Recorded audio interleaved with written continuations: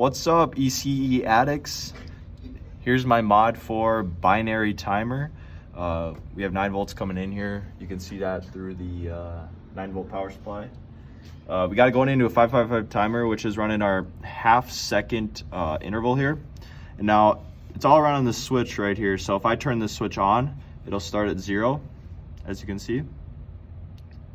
We have it counting at a half-second time constant.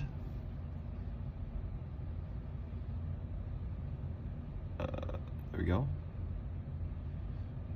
It starts back at 1. All right, now if we switch this switch, it'll shut off. And if we switch it back on, it'll start at 1 again. That is our reset.